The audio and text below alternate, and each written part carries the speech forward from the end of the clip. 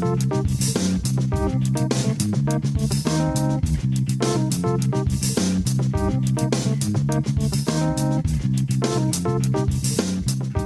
297 of the TV Dudes, recorded August 26th, 2020. What a twist!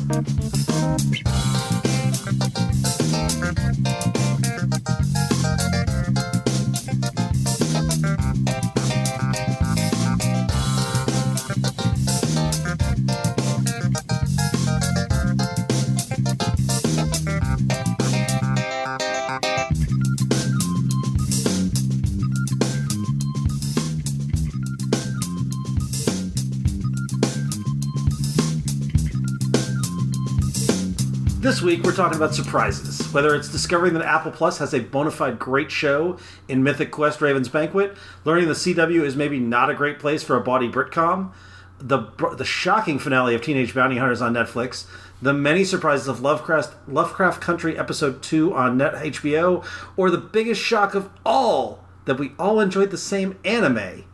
But before we get to all of that, I'm Randy. I'm Kyle. I'm Les. And we are the TV Dudes. Guys, we are closing in on episode 300. That's insane. Man. That's just crazy. We are watching too much TV, and we're doing too much talking. I realized, thanks to Facebook Memories, that I have been doing this for 10 years. What? That is admirable. Yeah, admiral is a word. That's a word. But yeah, we also, there's been some talk of possibly Grant coming back to us for a few episodes. And so we may have him back soon. That'd be fun. It's too bad that he can't be here to talk about anime, because he does love anime as much as Les. Oh, I know how much. Yeah. We tried to trick him into talking about anime, but it didn't work. But yeah, we got a lot to talk about this week. I'm so glad that we get to talk about Teenage Bounty Hunters in the second half, because last week I had seen it, you guys hadn't, and I was so glad not to spoil the ending. We're going to spoil the hell out of the ending, people, when we get to Old Business, but it's such a good, shocking finale. And then we wound up watching Mythic Quest kind of on a whim, and I fell in love with it. And then we're going to talk about Carole on Tuesday, which is the second anime from one of our patrons. And yeah, but before we get to all that time, it is time for the Power Rankings.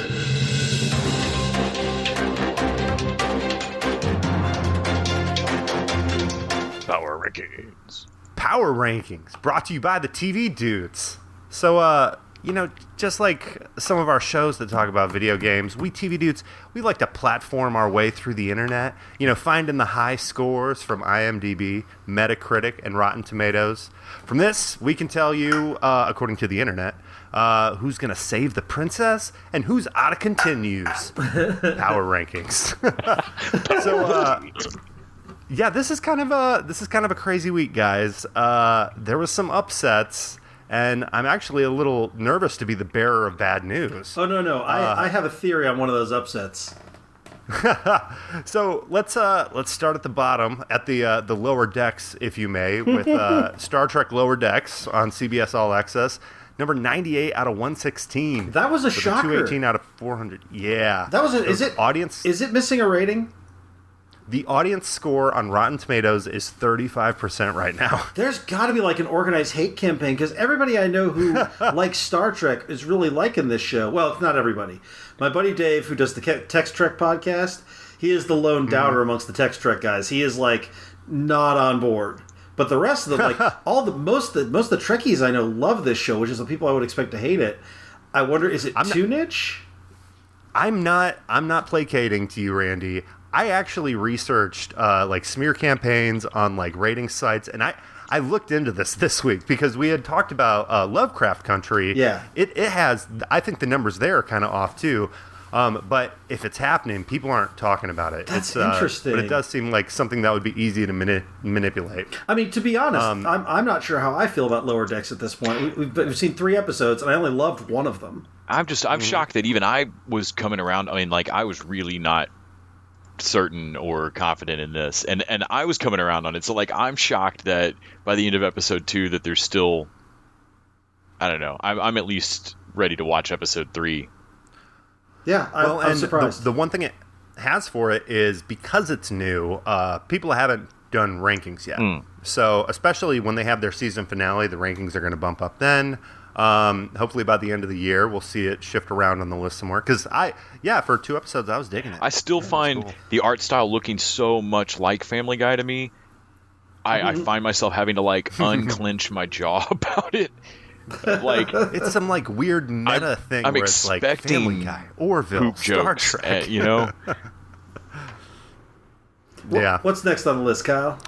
So the next 2 shows we talked about last week, both tied at number 35 on our list with a 326, which is much higher. But one of those was Teenage Bounty Hunters over on Netflix, which we loved. Yeah. And this seems like where I would expect it to land. Solid mid-list, But the other one is Lovecraft Country on HBO Max, which is prestige TV, is like top 20, top 10 material. Oh, yeah. And, it's in the number 35 spot. Definitely makes me think these numbers have to go up. Well, yeah, the audience ranking is one of the ones that's lower, right?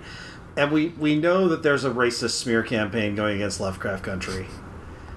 So it doesn't surprise me definitely at all. looks like it from these numbers here. Yeah. And once you look at the show that really obliterated our list, you'll be like, man, racist rednecks are out there on the internet.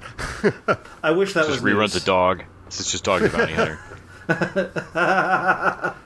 Well, before we get into that, talking about the most hopeful thing on television right now, Ted Lasso over on Apple Plus. Number 23 on our list with a 335. That's actually tied with the Beastie Boys story, which is also over on Apple Plus. Ted Lasso is adorable and has fully won me over. I really that shows a warm hug. Like, it's not doing anything great, but I don't know that it is the greatest television that you'll pass down to your grandkids. But the world is a burning dumpster fire, and Ted Lasso is really, really warm-hearted. Yeah. Can I be honest, you guys? I may have unfairly judged Apple Plus. Like, I wrote them off pretty early. But now, like, this week we talked about one of the shows that's probably going to wind up in my top 10 for the year. Ted Lasso's really good. I really like Central Park. I have a physical pain in my chest from having to sit with Apple TV being really good.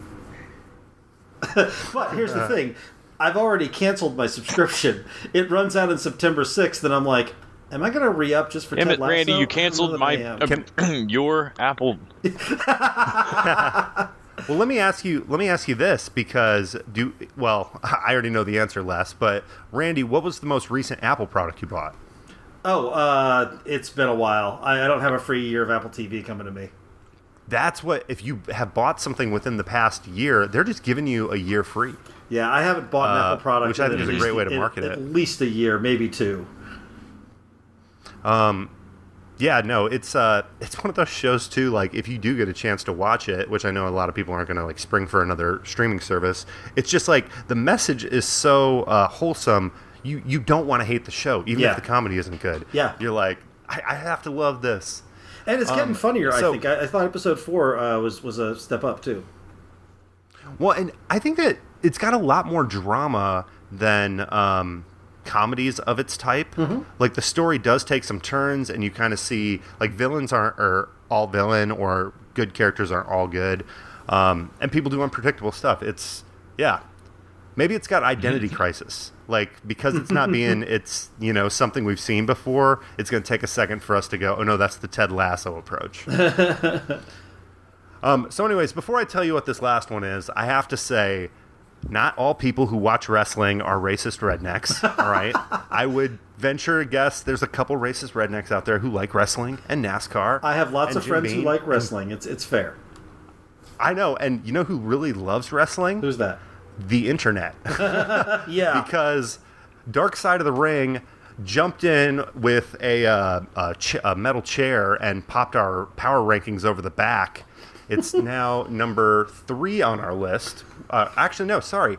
It is number 2 on our list, tied with Rick and Morty, which I didn't know the internet loved anything as much as Rick and Morty, but apparently wrestling is one of them. The reason it's so high, guys, it has got dual 100s on Rotten Tomatoes. The critic score and the audience score Two are things. both 100. So I knew Rotten Tomatoes was bullshit for years now. But secondly,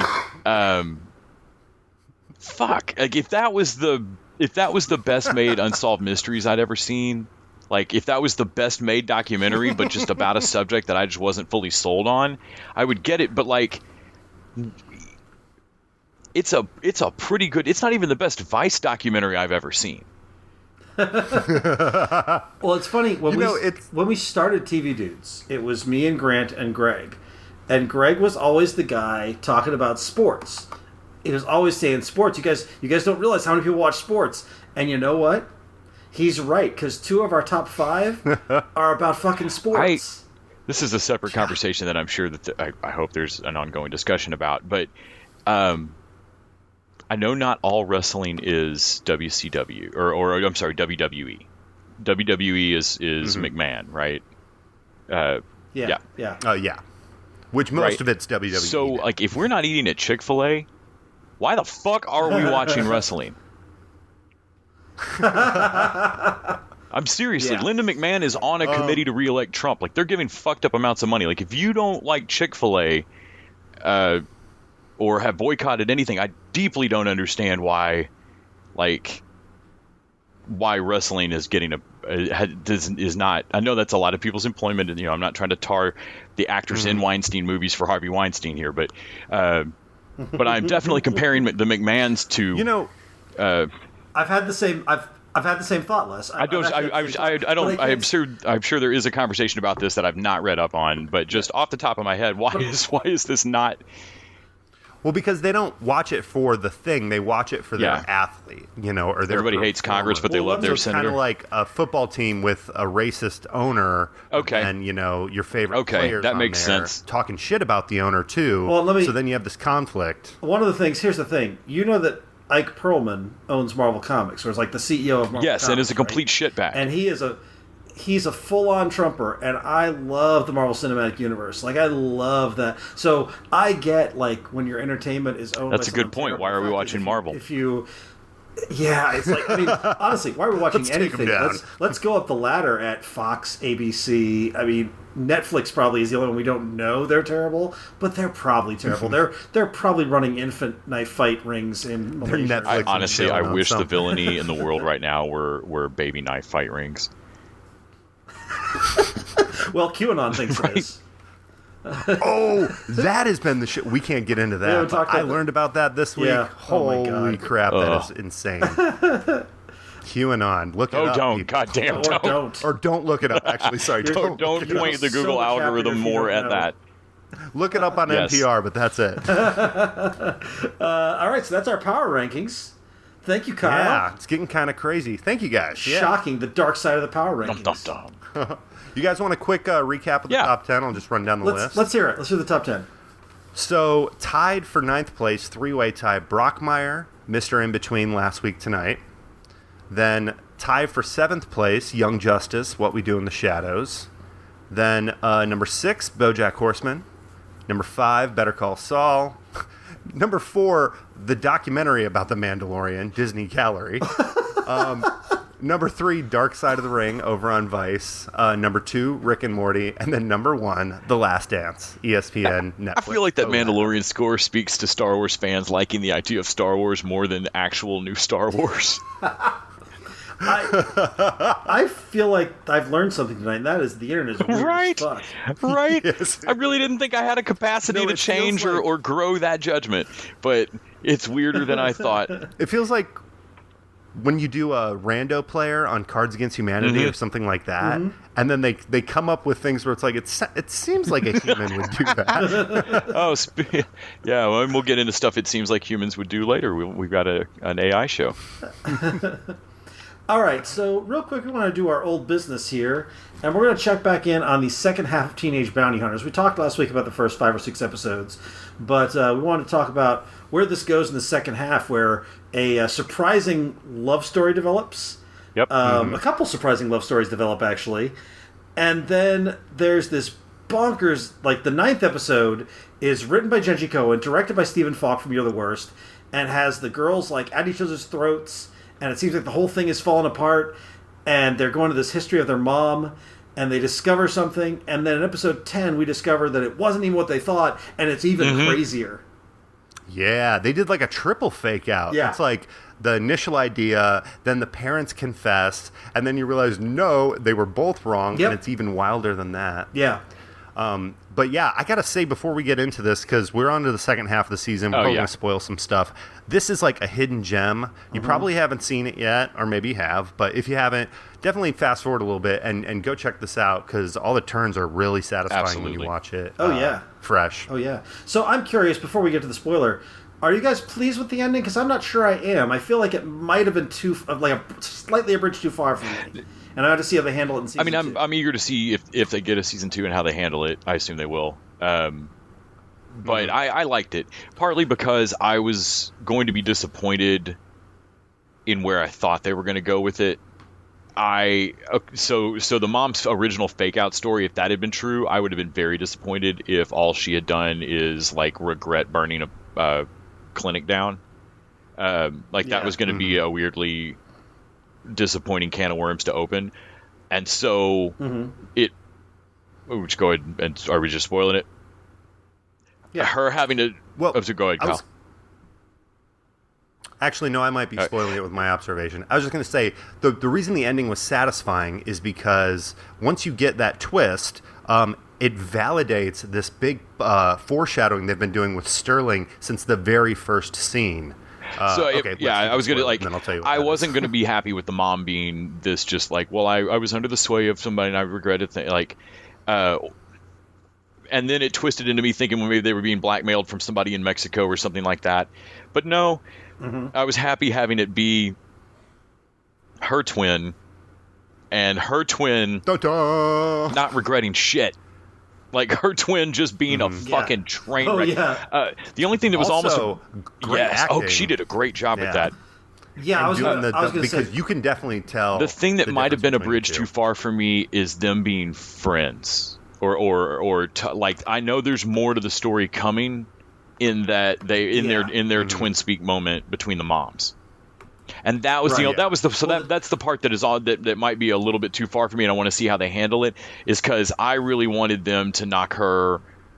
I wanted season 2 to start with her sister in jail, and them the mom hating her, and the daughters grudgingly like sneaking off to go get more answers or something. I don't want the moms being friends. The mom and her sister are played by Virginia How Williams, is she not Beverly D'Angelo? And it's so good. But when they go into their twin speak, that was such a great little. They've been building to that all season because they did the twin speak. So it's cousin speak now, isn't it? It almost felt like Gollum and Smeagol stuff. Like it was like evil, twisted version of her yelling at her. Like it was. Yeah, just because it was that just weird. Well, what are you going to do about it? Yeah. Well, what I love about the ending and how it ties into Sterling throughout the entire season is that Sterling, we are told every episode, is the good daughter, okay? But in every episode, she does stuff way worse than her sister. And her sister is constantly, like, trying to be bad, but at the end of the day has got probably the strictest conscience. Like, the episode where she stood her boyfriend up to keep going to help out with the singing thing. Yeah. You know, even though that must have been and meanwhile, Sterling's off. Yeah. Experimenting.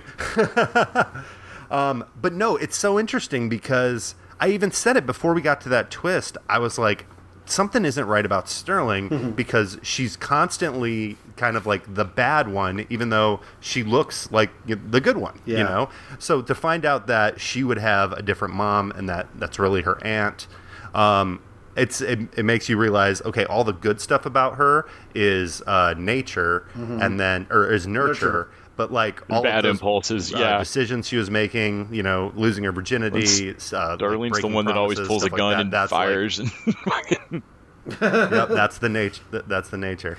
Also, I thought they did a good job with Bowser. Like, his whole like, I'm quitting. There's nothing here, and then his. They've done a good job of making him be like surrogate dad without dragging him into it, making it saccharine. Like, he does care about these girls, but at the same time, they drive him nuts, and they're not his kids. And they walked that line very believably for me of him being, concerned about him because he's not a monster, and they're useful to him. But he doesn't ever. A lot of shows that try to do this, they let an adult character get way over their head and like, you can't be involved with someone else's kids like this, man.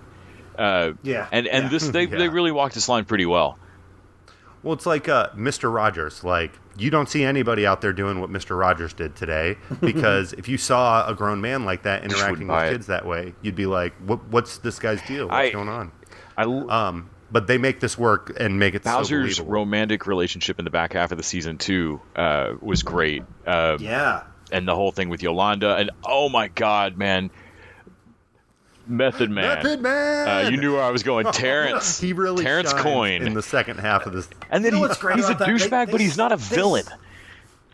They set up Terrence to be this like douchey, knocking down doors bounty hunter, and then we see him and he's like, oh no, man, he's wearing an apron and bacon for her. Like, he's legitimately a good dude for her. Like, you want to try these cinnamon rolls? When he takes a bite of one and like, how the fuck, man, fuck you. He's like, I take a little warm milk at the beginning. I love Method Man so much. But then, but the thing is, he's also believable, because like later on in dialogue, he's like, listen, man, I'll give you anything except my girlfriend. You need to stay away from that shit. Yeah. But anything else. I love that they're just open and talking about it by the end of the season of like, no, man, you fucked that up. That's all me now. I'm sorry. Yeah. I love that relationship because, I'm rooting for Bowser and Yolanda, but at the same time, like, you know what? Terrence is probably better for her. He's not a bad dude. He's got his shit emotionally locked down. He can bake. He's committed to her. Like, he's got what Bowser can't emotionally get to. Like, it makes sense. Mm-hmm. And I want to root for Bowser, but Terrence is probably the right guy. I also want to watch Terrence's YouTube channels. He's got at least a cooking one and his bounty hunter one. Throughout the season, Yolanda is talking to Bowser like, I got other guys who can do this shit. I'm doing you a favor right now. Yeah. And to realize, oh no, she's got Terrence. It's like, oh yeah, she was not bullshitting. Bowser. Like, she does like him and is throwing him a she bone. really does have other bounty hunters. Yeah. I love finishing this out. It's interesting. They could have gone wrong with a lot of stuff here. Like, there's a lot of balls being in the air. There's the whole stuff with Terrence and Yolanda and Bowser. There's the whole thing with the girls and Bowser. There's the whole thing with the parents. There's the thing at the school. Like, any one of those could have felt like, why is this story here? There's a lot of high school sexual awakening subplot that could have got serve it all really well. Like, I thought all of it was good, though. None of it was like get out of this and show me the bounty hunter shit. Like, I was never at a point where I was like... A really great story was the boyfriend from the first scene. He did. Kind of his whole thing where all of his Christian friends disown him when he finds out that he's lost his virginity. Yep. So that forces him into kind of like joining this emo band, and he sucks at it, but he's still just like optimistic high school kid. Yeah, the world is just not going to be nice to this guy, but it's a super endearing character. Yeah, he reminds me of the across the street neighbor from Suburgatory. I can't remember that actor's name, but just like human puppy dog, like, oh man, you are too sweet to. You're definitely gonna John Hamm, like living in the bubble. You're gonna get a hand cut off by a helicopter when you wave goodbye to someone. Yeah, so I'm glad we got to talk about the second half. This show turned out to be, I think, one of my favorites for the year so far. So yeah, same. I was utterly surprised by it. Can you spent the second half of it watching knowing the age difference in the two actresses. I spent the whole second half of the season going, this is remarkable. Yeah. I felt real bad about any kind of crushy feelings I had on either of them at that point. I was like, nope, not okay. I don't remember which one of them was the teenager. I wonder when Netflix started their programming with like the Werewolf one and House of Cards and Orange is the New Black. Like, I wonder what this would have been like as a launch show. Because I just think it would have been fire back. Well, I mean, it's fire now, but I don't know. I feel like they weren't ready for it at that point. I feel like it would have been a little too. They would have amped up some things that I think they left a little more subtle, and I think that would have been a shame. Yeah, I agree. Because I was thinking, I prefer this greatly to Hemlock Grove, but it's the werewolf show you're talking about. But yeah, I don't know if they would have done it this funky. Also, just one last note on this. The original title was Slutty Teenage Bounty Hunters. Oh, my God. And they dropped it. Thankfully. The right decision. God. Good call, yeah. Did you notice the Orange is the New Black actors that kept turning up? I noticed a couple ones. So the brother that the dad is gets pushed out by is Luchek, the electrical guy from... I remember seeing Luchek, yeah. And then... the bad sisters, was it Dana? Yeah. Her scumbag boyfriend is the one that starts the relationship with Pennsatucky. Right, that's right. I remember that. Yeah, I did catch both those guys. Yeah. I was just like, oh yeah, this does have some Orange is the New Black blood going. All right, so just a reminder, you can support us by going over to patreon.com/tvdudes. Throw us $1 an episode. In exchange, we get to keep with our streaming services like Apple Plus, damn it, and pay for our hosting costs, and you get bonus content each week. You throw us $1 an episode, and you get like 30 to 45 minutes of more content. This week, we're talking about Bill and Ted's Bogus Journey, as we get ready for the release of Bill and Ted Face the Music this weekend. We also have our $20 showrunner level, which lets you add 2 shows into our rotation. As you all know, our patron EJ likes to torture me. He is sort of the originator of the showrunner level, and he's back for another go-round because he's like, hey guys, guess what? Yep, it's time. The final season of Marvel's Agents of S.H.I.E.L.D. However, Hulu only has the last 5 or 6 episodes, so I asked EJ if he wanted to hold off, and we're going to wait till it drops on either Disney Plus or Netflix so we can watch all of it. I have watched a couple episodes. It's as painful as it always is. But this week, we have Mandy Kokot throwing us her second show, another anime curveball. And here's another curveball. We all liked it. And we're going to talk about that last because we're going to lead right out of that into another musical duo that might change the world. So instead, we're going to jump over to new business.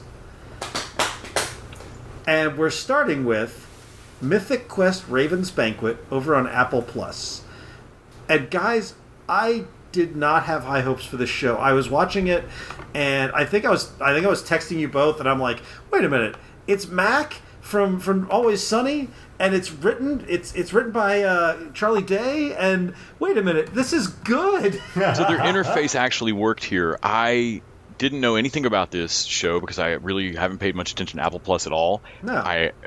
So I finished watching Ted. We got done talking about Ted Lasso. I went and finished the, I think, 3rd episode that was out right afterwards because I really am liking that show. And then I was disappointed that there wasn't a 4th because what is this stupid television comes out once a week now? It's crap. I don't like this. And so instead, Apple TV popped me over to a very friendly, softly curved rectangle picture of whatever the fuck Mythic Quest is. Yep. And I was like, oh, it's ripped Mac. Okay. Sure. And I just literally like, okay, sure. So, wow. I can't believe that this is actually good. So I knew that this was about a video game studio, and I'm like, oh, this is going to be inside baseball. What I didn't know is it's co-created by Charlie Day, Rob McElhenney, and Megan Gans, who are the people behind Always Sunny in Philadelphia. And this could not be more different than Always Sunny. It's got its narcissist lead character, but it's much sweeter and smarter. I love Always Sunny, but this is a different vibe, right? I'm not crazy. Very much so. No. This doesn't have nearly the viciousness or just dark meanness of It's Always Sunny. It's calculated with it. So it does share DNA with It's Always Sunny in the sense that, Mac is still, until the end of the show, you think he's irredeemable. He's just in his own world, total douchebag, he's just going to be the funny bad guy. But even his Ian Grimm, I feel like he was more nuanced than Mac from the outset. He was he was a narcissist, but he was definitely he was smarter and more charismatic than Mac. But the other bit of DNA they get is it Dave Hornsby? Yes, Rickety Cricket. Yeah, he lets them beat up on him in this too. That is kind of his character shtick. You're right. Well, and I feel like this really owes a little bit to the kind of shows Hornsby creates. The other stuff that he's been on has been friendlier shows. They haven't all survived, but he's been on the Goldbergs. He's been on. There was another one he created with How to Be a Gentleman. Oh yeah. I don't know if he created that. I don't want to blame him for that. Well, no, he did create it. That is his fault. With Dave Foley and Kevin Dillon. But they're all friendlier sitcoms. What really gives the show its voice and what makes you not necessarily associate Always Sunny with it in the beginning is Charlotte Nickdao. Yeah, I'm messing that up. Is that Poppy? As Poppy Lee, who is this energetic Australian lead programmer who is just endlessly optimistic and always high energy. Cashed up Bago. Being mean to me in Australian again. But yeah, as she navigates kind of this world of like video game production, she's just constantly hit with challenges from everybody else, and she's trying to put out fires, but just nobody will let her. It's like if a character like this existed in Always Sunny, it would have been a completely different show. But instead, they were just all chaotic and at each other. What's funny is in tone, it reminds me a little bit more of something like Community. And they've even the bits of Community it's got is instead of Chevy Chase, their oldster is a washed up sci-fi writer played by F. Murray Abraham. He's won a Nebula. Like Randy. He won a Nebula, and now he has fallen into writing for this MMO that they all put out. And he's never played it. He hates video games. No, it's great. and I love the episode where he's showing. Oh my! None of them are fucking his.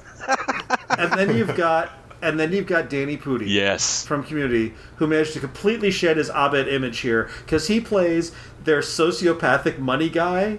And I am delighted to hate this character. He's so terrible in such an entertaining way. You know what he redeemed himself for? What was that superhero Powerless. show? Oh, I'd forgotten Powerless. Yeah, Powerless. So he tried this in Powerless, and it was like they had so many good actors in there, but the show just didn't work.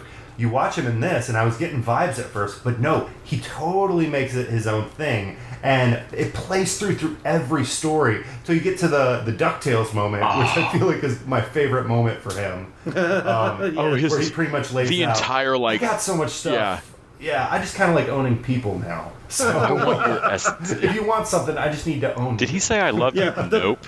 No, he did not. Yes, that bit with him and Poppy where for a second you're like, oh, he's a heart of gold, and then you see him, I own you. You're like, oh no, he doesn't. I can make. That's insane. That's what my architect said. Then I wrote him a big check, and he got to work. Yeah, it's so good, and like they do fun stuff with the like their Pootie Shoe, the YouTube kid, like and the way that plays out, and the big reveal was so unexpected. I don't know how I didn't see that coming. It's still right there, and it's still I was caught off guard. There. Yeah. I love when Poppy Lee goes to the other video game company with Bender from Futurama and like a million video game voiceovers. And Pootie's up in the corner, and she's like, "Oh, is that little shit giving you some trouble?" And he goes, "You mean that child that helps promote our games? He does great endorsements for us." Like, you know, it does sound a little weird when I say it now out of context. Yeah, because he's a child. I think that's it. I also love. And then when you realize the twist, you're like, "Oh, everything they said has totally different context." Yeah. I also love the whole story with the testers. Yes. And the sort of like the lesbian relationship that's not quite there. Like she has a huge crush, but the girl who becomes the streamer is really likable. And they both clearly like each other. I really like how much they've slow played that backstory, like their background story. It's just really wonderful. Yep. And to be honest, I like the douchey guy they bring in to be like the foil. Yeah. Well, they needed an antagonist in that situation. And at first, you're like, no, but that's only because he's a good antagonist. And then you watch a couple episodes, you're like, okay, I see what they're doing. This is good. This half woke douchebag. Like he's just abusively using woke terminology to like. It's just the worst. He knows just enough to shut the conversation down. But it's like, just terrible. But he ends up making the quarantine episode work. Yeah. Yes. Before we talk about the quarantine episode, which by the way was excellent. I would like to talk about, is it episode 5? Whatever the episode was that's standalone. Before we get into the deeper episode 5, the last character I think I wanted to that we just haven't touched on is the entirety of It's Always Sunny boiled into one person. Joe, who is either oh my God. We're not sure whose assistant. But everything out of her mouth, the entire back and forth suicide conversation. Well, I'm just going to do what I'm going to do, and then he's going to do what. No, you're going to do what I tell you to do. We'll agree to disagree. No. Stop telling him to kill himself. I just made suggestions, and you can't make anyone do anything. Joe's a sociopath. Oh, she's so and even in the quarantine episode, she has the Reagan picture behind her and is talking about how the whole thing's like, if you don't think toilet paper, big toilet paper invented this, you're a fucking idiot. Like, But yeah, so the one-off episode. I think it was episode 5. And it basically starts off in the 80s or late night or early 90s maybe, and it's Jake Johnson and it's Kristen Milioti, and you put those two in a show and I'm going to watch it, but it's this strange love story of these two video game designers as they meet cute in a video game store, and then they fall in love, get married. Get married, right? Yep. Don't they get married? Yep. And then they start their own video game company based on her sort of weird Oubliette Studios design. And slowly but surely, commercial stuff slips in and starts corrupting one of them, and sort of tears them apart. And the whole thing is so good. It's such a it reminded me of what You're the Worst did so well. It was such a great episode. I was completely invested in these couple. I was completely invested in their story. And at the end, really all they're there for is for a bit of thematic resonance with the ending. And to kind of show the cautionary tale, this is how Mythic Quest ends badly. This is where this goes. And with the best of intentions and the best people, this is just the natural course of this. Yeah, this is how this can go. But the thing is, if someone, and I know there's a lot of TV to watch, but if someone were to be I don't have another 10 episode show in me, even if you tell me it's great, which the show is, it's great, I'd be like, look, you have to watch episode 5. You can get a whole TV show in one episode here. Yeah. And it is one of the best shows of the year. Kristen Milioti is the queen of the one-off, man. Yeah, she is. Black Mirror, the Love Life. Love she Story. just drops in on shows and makes it for me. Or Love Story, I love her. And then Palm Springs. Paradise, Palm Springs. Of course, I still miss A to Z. Yeah. Oh man, A to Z was great. But yeah, you drop her. Kristen Milioti, and she had the unenviable task of being a mother. After they built up Robin and all these other possible, she had to come in and be like, oh no, that's who Ted should be with. And that's what I know a lot of people really hated that, but I'm sorry, she held up beautifully under that pressure. She made a character that was like, fuck your expectations. I really liked her.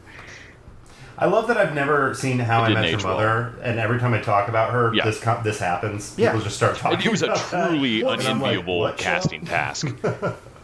Oh yeah, they shit the bed. They ruined that show by the end. But nobody blames Kristen Milioti for it. Everybody says, no, she did the Lord's work in that. Show, she was great. Yeah, yeah. So this was really good. This was a huge surprise, guys. I'm so pleased to have discovered this show.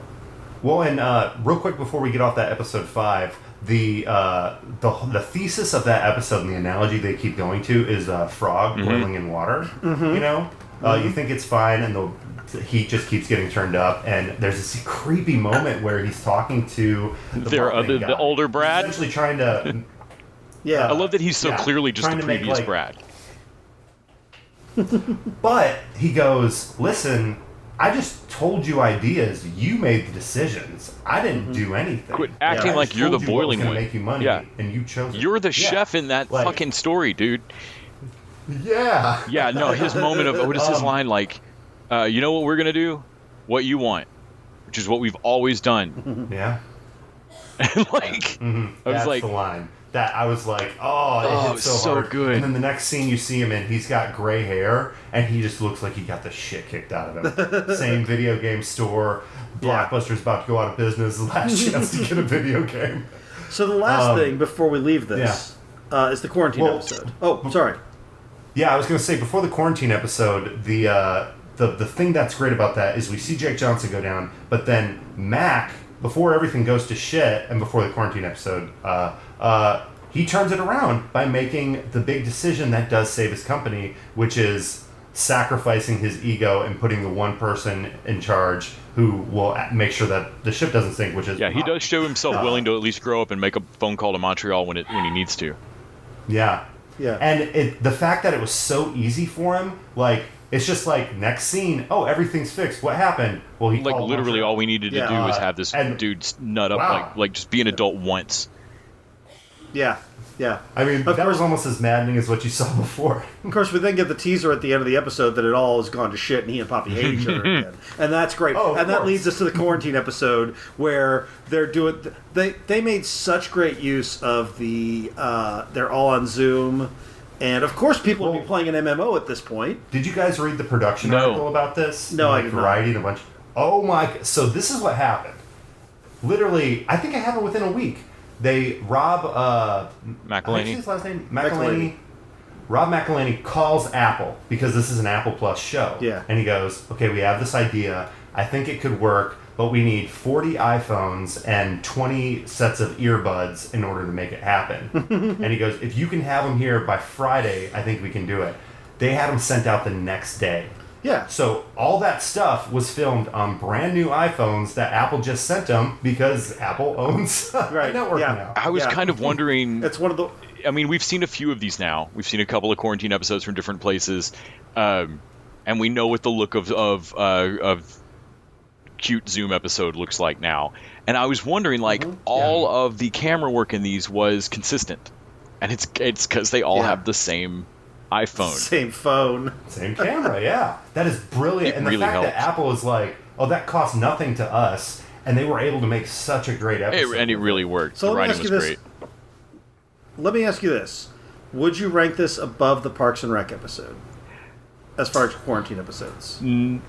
I would, and I feel like the big differentiator is this doesn't have any nostalgia to play off of. That's fair. That's fair. The thing is, Parks and Rec didn't use the nostalgia in a bad way, kind of like the 30 Rock. No, but episode you're right. did. They had a built-in. Yeah. They had a built-in. Yeah, I would say, audience, yeah. And they were able to nail I mean, the whole thing was funny, but the two parts at the end, the kind of the story with Poppy and then their Rube Goldberg machine. Oh man, the Rube Goldberg Oh, was so man. damn cool. Yeah, they did. Killed it. This did. You're right. I was going to say Parks and Rec was better for me because of the nostalgia, but you're right. Going on pure story, this did more with it. The Poppy thing was genuinely touching, and the Rube Goldberg guy gave me goosebumps and big smileys and made me feel like this was equal to the Parks and Rec. But it didn't need any how they nostalgia played to the do it. guy, And by the way, black screen and the guy CJ who- jumping in. Oh, yeah, that was Oh so my good. God. Yes. It was so good. By the way, the guy who came up with the Rube Goldberg was Yeah, it was Douchebag Lou. Lou. And it all starts from like, well, I mean, no, I'm not going to do the stupid chip thing. If I was going to do it, it'd be a lot cooler.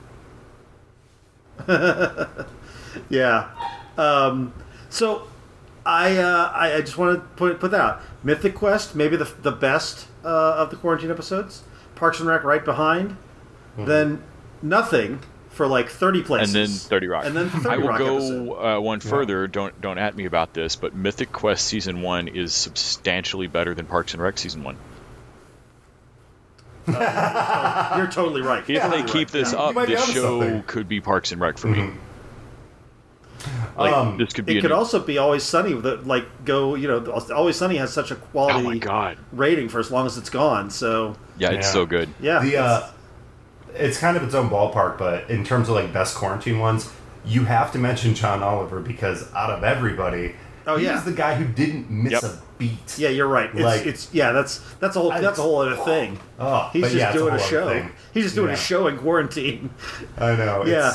It's, So I think that I thought that Central Park would be the show that kept me on Apple Plus. But while I like Central Park, I'm like, okay, one season's cute. I don't really need any more of this until Apple folds and it all winds up on Netflix or whatever.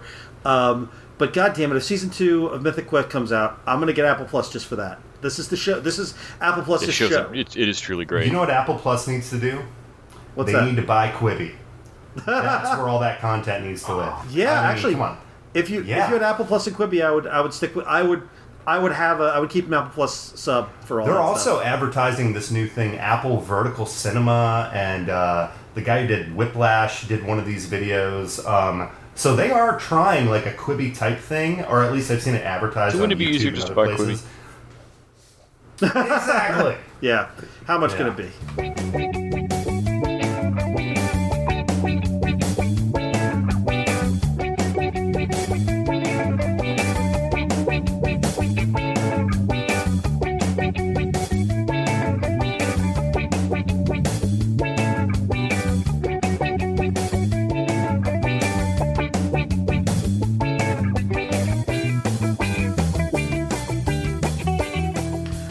All right, so let's real quick talk about the other show, the show that ironically got us to watch Mythic Quest in the first place, which is Dead Pixels on CW, which is it's like a BBC show, and it was originally on Channel 4 over there in London land.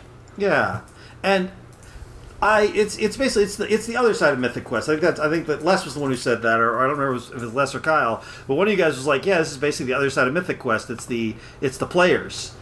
And I was like, No, that what's wasn't Mythic me. Quest? And so, so we watched the first episode of Dead Pixels over on CW, and man, you want to talk about a misfit with a network? I can't believe this is on. Yeah. I mean, this shouldn't be on CW, just quality level. It should be on it ought to be Hulu. on CW Seed quality level wise. This does not look like a CW Yeah. show in terms of quality. Yeah. And then tone and the writing and such.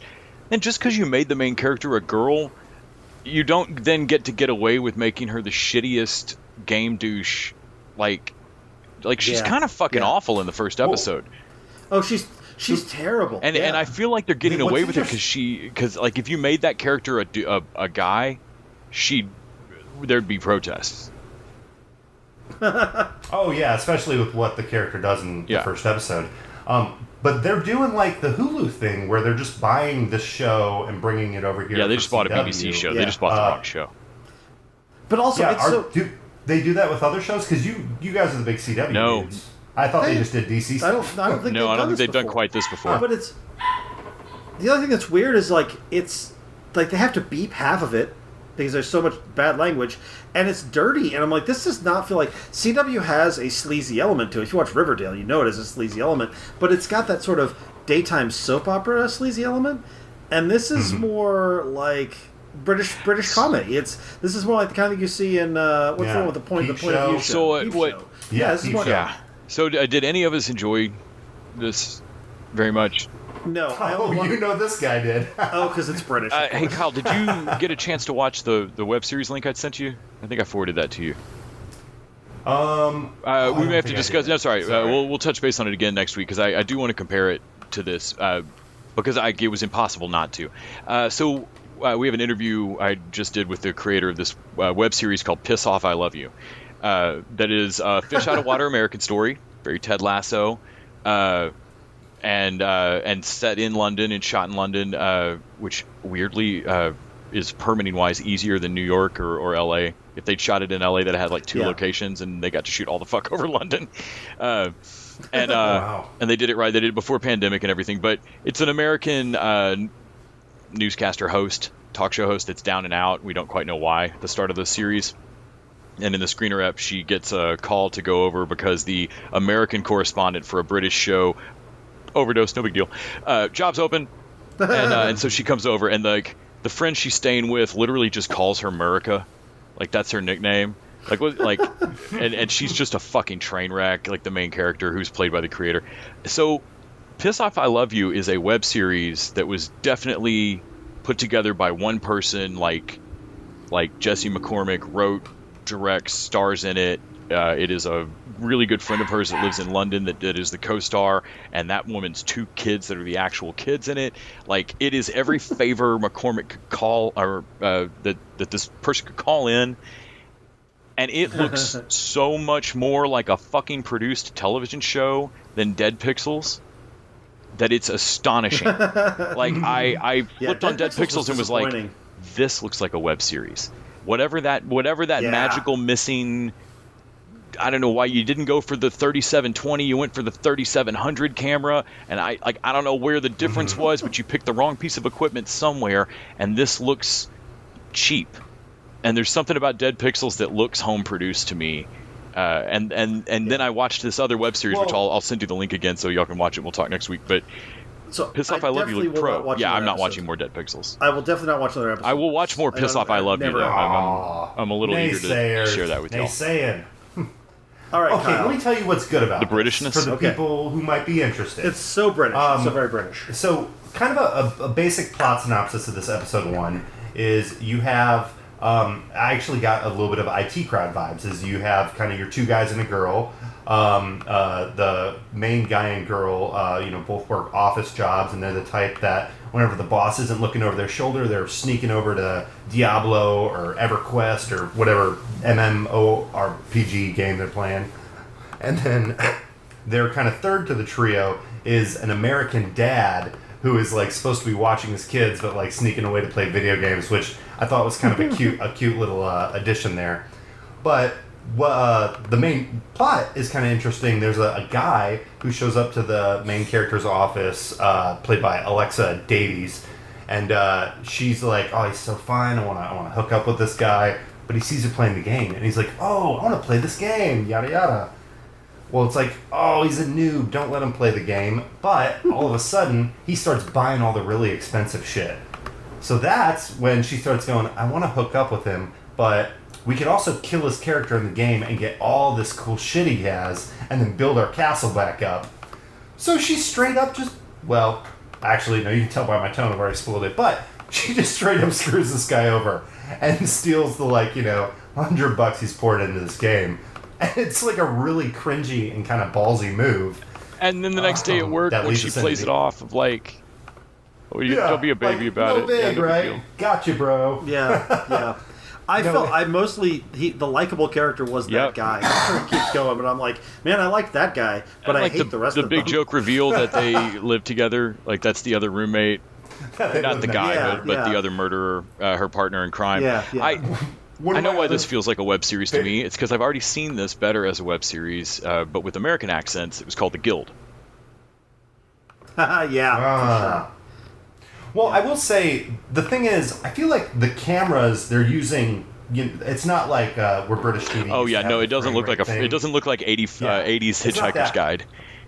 But the sets, especially the apartment set, they look kind of like student theater. It looks like they're literally, 2 lights and a set they just built. I don't know where Saved by the Bell's college dorm was, but if you'd slammed a door too hard, the whole fucking thing would have fallen over.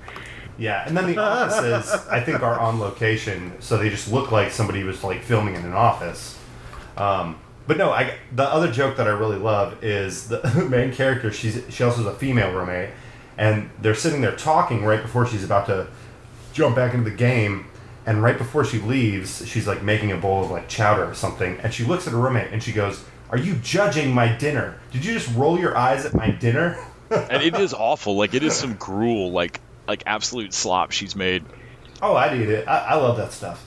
Oh, you love Britishness so much. Give me some shepherd's pie, and ooh, yeah, bring it on. Kyle one day is going to unzip his face, and a British man is going to pop out. I'm going to be British. I'm putting anyone. We thought you were American Pam Grier the whole time. By the way, we are talking about Bogus Journey over on Patreon right after this. All right, station. so let's take a complete departure from Dead Pixels, and we're going to offer up spoilers here. So I'll put a spoiler warning in right about now. If you do not want to be spoiled on Lovecraft Country, you want to jump ahead to our anime segment at the end. But we're going to talk about the second episode of Lovecraft to demonstrate Country, our commitment to that bit. Kyle's jumping out. Yeah, I totally forgot that it was there. I would have watched it because this is the It show right now. But I'm going to pop the headphones off. You guys just give me a little signal when you're done spoiling. Okay, all right. So Randy, Les. I was I didn't want to spoil anything for Kyle. We were trying to talk off mic about it for a second. Yep. So they wrapped up season 1. Yeah, I saw people complaining about this online, and I am always in favor. No. I'm totally in favor of this. Go as fast as you can. I told Kyle, I was like, I don't want to spoil it for you. I'm not saying that they're going good place speed, but they wrapped up at least 2 things that I assumed we were going to spend the whole fucking season looking for his dad and trying to figure out what the lodge was.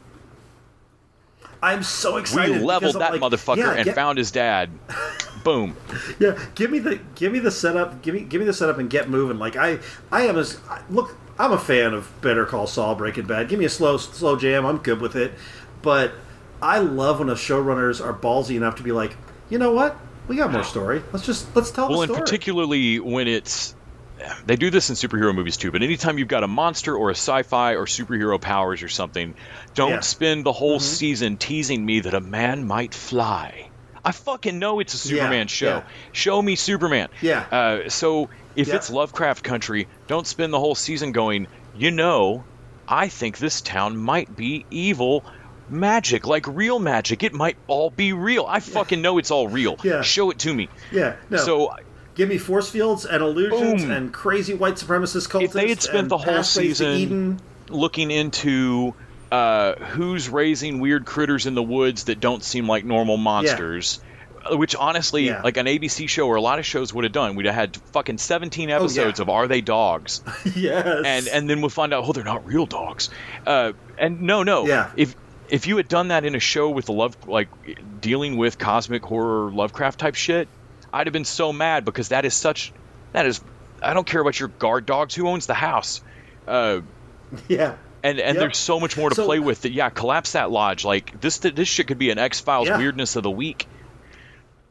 Yeah. There was some big reveals. The reveal that the reason he was there is because he was the descendant of the slaves who were basically Jefferson raped by style. This awful, This is. Yeah, like that was a big. I don't know why I didn't see that coming. Yeah, it makes total and sense. His birthright, and then them. I love their grudging. Like, well, we hate you, and we're planning to depose you, but at the same time, we can't not take an order from you or our own rules. Everything falls apart. Man, when he gets up and he's like, "I would like all the white people to get the fuck out of this room." That is an order, gentlemen. And you can see him good. like, "Oh, we'll remove you, but we'll do it properly so that our lodge remains intact." But then so the actual going through with the actual ceremony in this episode. Yeah. I mean, first the whole house, like I kind of thought there had to be something about him when I couldn't figure out why he was the only one not forgetting. Right, and that's because he has the blood, and he's not affected by the spell. But it's also really why cool. I thought maybe he could get out of his room, like when that all started. Right. But then that all turns out to be a big fake out. Yeah. And then we get to the actual. I kept wanting to pause it. The way my Roku paused it grays out the screen a little bit, and it drives me nuts because I kept wanting to pause it on the weird fucking paintings all through the house. But when they get to the actual ceremony and do it, which we find out this is why the lodge burned down, which is why his great grandmother, mother escaped, or whoever the fuck escaped. And I guess she's the pregnant woman we see run out. At the end, his ghost basically leads him out. And them going through that, so that thing looked great. The effects, the Tesla weird lightning of all the shit they're doing, him trying to chant all that crap. Yeah, this is the HBO budget. Like, I can't imagine anyone else doing this show. Like, can you imagine if Starz was doing this, or even like Hulu or one of those guys? Like, it's not going to have the same like level of quality. It's not going to have the same budget. Yeah. Like, it looks great. Yeah. Also, I love the tie-in of like, and I think this might probably come from the novels, but that it's not just Cthulhu stuff, but like they're tying in Christian mythology to it. Like, I think that's really interesting, and especially given the relationship that the Christian community has with African Americans and with slavery, and there's so much thematically going on here. We haven't talked about all the like. I recommend people check out Lovecraft Country Radio, which has one of the writers and a podcaster. There's two black women talking about all the themes in this thing, check it out. And it's so good, and it will make you feel so bad about being a white man. Yeah, I mean, through the whole first episode, like, I mean, it's a relief when they get to just monsters they can shoot, because it's been active terror the entire episode from just society, and so the second episode honestly was easier to deal with just because it's like, well, let's just get out of this haunted house so that we can get back into like the rural South. I cannot wait to see where the series goes. Because I have no idea. I have no idea where they're going to go. No clue. But we got Omar there now. Oh man! I loved his character. I love him. He's like, "Why did you come to rescue me? I clearly would never." Like, I wrote that under duress. I rescued myself. I don't need you. Yeah. Oh, and by the way, another big reveal that he might not be the dad. I don't know if I caught that. Did you not catch that? Yeah, he's telling him as Uncle George is dying, he's like, you don't tell me how to raise my son. He's like, well, he may not be your son, and he's like, we settled that. And there's a very clear implication that George is, because George sees this woman who's dead, who he's clearly in love with, and I think the implication is that is they Tick's had an mother, affair or something, and that they had an affair, and that Atticus is actually his son, and that's why the two of them have so much in common. and that's a big reveal. Like there's more to deal with on that too. So I'm super excited to see where they go with that. And then one more thing, let's talk about that opening sequence and the perfect use of moving on up. Yeah, it was so good. Also, replacing the magic words spoken with the poem "Whitey on the Moon," the live performance of that was fantastic. That was really good. That drove that. That poem that performance of that is fucking beautiful. But it was just perfect. Just to I don't care what nonsense bullshit this dude's trying to, the language of Adam or whatever the shit he's trying to say. Right. Who cares? Like you could put in anything, and it worked great. Yeah. And this is definitely my favorite show right now. Like, not even a question. I'm so excited to be watching it. Yeah, I'm very, very excited. I made time in the midst of all of our, a lot of other TV watching this week. All right, Kyle. I'm so bummed I missed this. I imagine it was probably amazing. It was. Yeah, it was I mean, you're going to be shocked next All right. episode. Like, they've killed off every black character, and it's just an entire cast of white people now. It's all white people. I It's so saw strange. that coming. It is Twist! a horror show.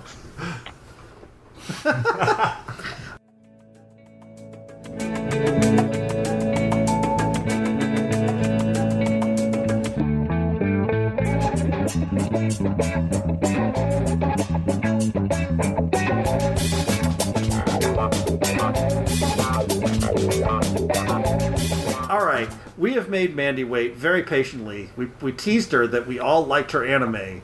It is time for us to talk about Carole and Tuesday over on Netflix. This is a show that is by the creator of Samurai Champloo and Cowboy Bebop, which I think Cowboy Bebop is one of those exceptions where everybody goes, I don't really like anime, but I do like Cowboy Bebop. I feel like it's one of those. Also, the music transcends genre. Like, people love the music of Cowboy Bebop. So this is about, it's on Mars in sort of a near future-ish kind of thing.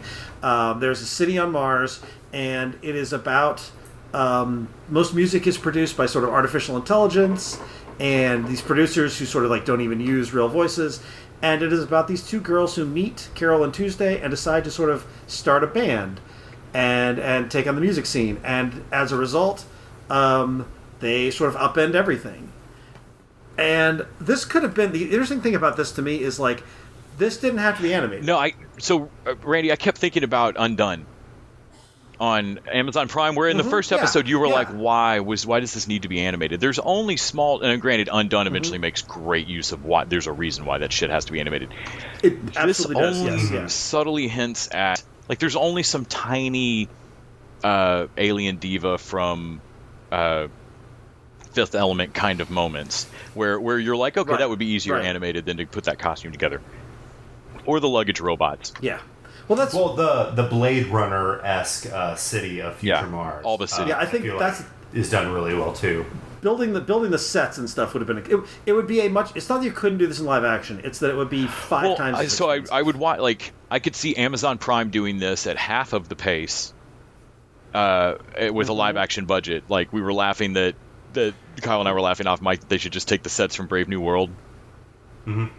And just or Altered Carbon would be another good one. Just go ahead and sneak in on the weekends and make Carole and Tuesday.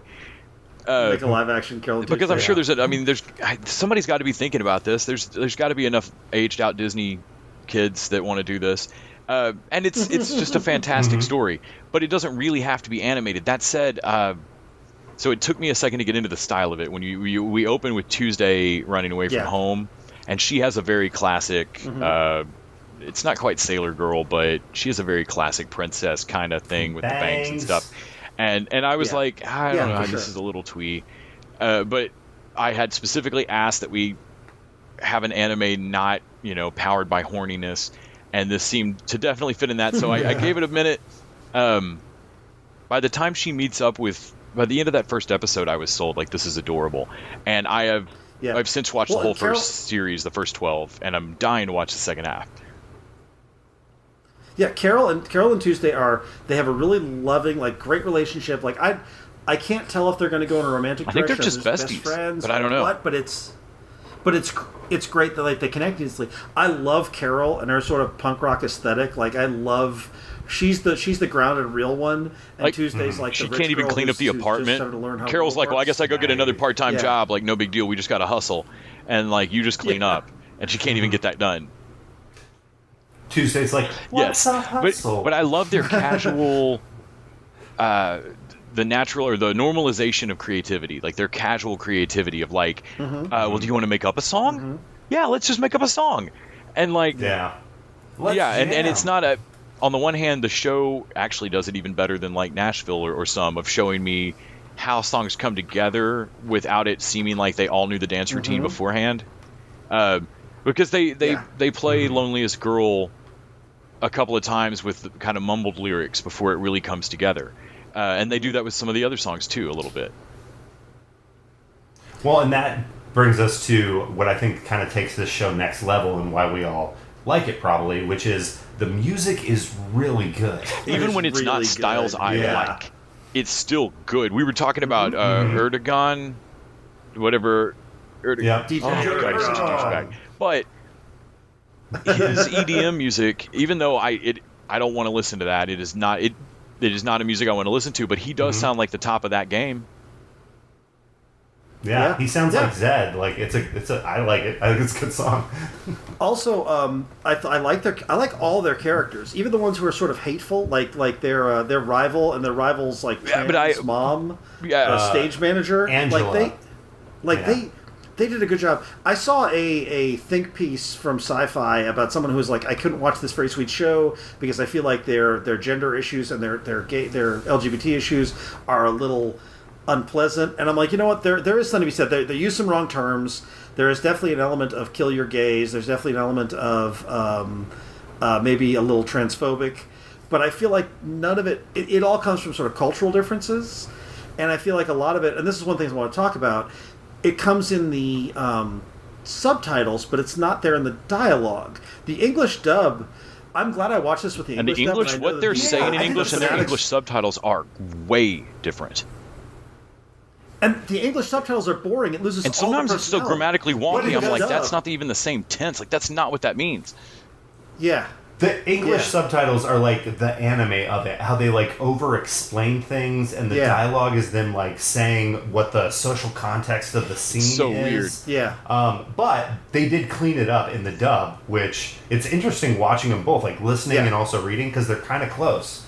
They're close, but I think as I watch the subtitles, I'm like, man, if I was watching this with Japanese that I don't speak, and just those subtitles, I would not be getting the nuances of a character that I'm getting from all the English dub. And I feel like that's got to be that the dub is a better interpretation of the original Japanese. That they've done a better job Which of isn't normally that's not the case. Like the dub is the bad version. I think in general the dub is regarded as the bad version. And I think in this one the dub is like, it's really good, and it gives you more characters. Like when they get to some later characters, I don't remember if you've gotten to this guy yet. I think he's in the second season. But there's a guy who's like their Texan dude, and he has none of the personality without the dub. None of it works. So I feel like the dub is an important part. You know, some of the characters I love are these AIs because this is in the future. So they have like an owl. He gets AI jealous of their cinematographer AI. Yeah. The scam artist AI. And the scam bot is awesome. I love when he's later in the singing So, competition. talking about differences in the dub and the subtitle, in the scene where he's like, hey, look at this, we can make a music video, look at this bot I found an ad for. So, in the ad, it's a 1-star bot, like out of 5, like it's got a terrible rating, but it's like 19 oolongs or whatever it is. And the subtitle says, isn't that too cheap? Which is a warning about it being a scam bot. But what she says out loud is, ooh, 19 oolongs, that's kind of expensive. And I'm like, you missed you missed the setup for the scam bot later of like, no, I mean, like, why can we afford that? What's wrong with this thing? Yeah. I'm like, don't worry about it. Yeah. Yeah. Well, and then that episode totally sets up like why Erdogan hates the girls, and gosh, it's so funny because there's so much. I'm like, I watched this like it was a normal show. I lost all track of the fact, of the fact that it's animated. I was just into it, and this playlist is now on my Spotify. I am a love sucker. this music. I'm a sucker for music's band super setup good. shows. I mean, there's a movie called Band Slam that I've seen more times than is acceptable. The Five Heartbeats, like any let's put the band together movie or show. The Heights. I mean, I know How We Talk to an Angel from the '90s. Carole and Tuesday was right up my alley. It doesn't matter that it's animated. You can like or not like that. It is beautifully animated. Bone Studio just killed this. It is beautiful, yeah. But even if you, if like you were saying, like the Parks and Rec thing needed some, you've got nostalgia for it that's helping it work. Even if animation doesn't help shows work for you, like I know there's definitely people who would prefer everything be animated. I don't care one way or the other really. This doesn't need it. It doesn't hurt it. And the story is so strong, and the music is so strong, and for me, the dub vocal performances are so strong that this thing's adorable. I can't wait to watch the back half of this. We think we might come back and talk about the second half. Because I just saw them get their record deal, but I haven't seen them become superstars. So yeah. Well, no, and part one definitely outlines every moment of that journey. You've got them meeting, playing on the street. Their first gig. We haven't fully dealt with the mom yet either. Yeah, getting booed off stage. Oh God, the fucking Stalker fans, Celine. Yes. Oh yeah, but no, the finale reminded me of like a Dragon Ball Z tournament when they enter like Martian's Got Talent contest show, and you get to see them go up against all these other musical acts. Yeah. The other musical acts were a ton of fun too. Martian Idol was a fun thing for this, or whatever, Martian the Voice, or whatever they're doing on that. Yeah. All right, guys. Well, like I said, we'll probably check in on part 2 of this at some point in a future show. Yeah, thank you, Mandy, for putting this in front of us. There's no way we would watch this. Absolutely would never have watched this. Yeah. I can't thank Mandy enough for putting this on my radar. I would not have come across my viewing. Yeah, for sure. So yeah, I guess all those people who were like, well, we just had to find the right anime. They were right and we were wrong. I guess we could just start making tons of anime. And I gotta say, so far, obviously the best song is Galactic Mermaid. The Mermaid Sisters. How about we just change the name of our podcast to Chi Dudes TV? or Chi TV Dudes. Chi TV Dudes. It's a thought. We'll keep workshopping it. Yeah. But real quick, I gotta plug it again because the whole time I'm watching this, I couldn't help but think of Bill and Ted and how that franchise is also so much associated with music. It makes it better, just like and just this idea that heartfelt love of making music with your bestie is going to save the world. Yeah.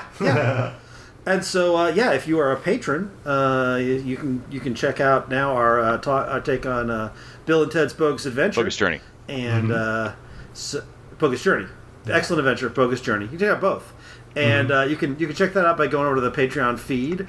And thank you, Mandy, for putting Carole and Tuesday in front of us. Thank you to all our patrons. Thank you to all our listeners. We appreciate you guys checking in with us every week. Thank you, Les. Thank you, Kyle. Thank you, Randy. Thank you, Randy. And until next week, TV Dudes out!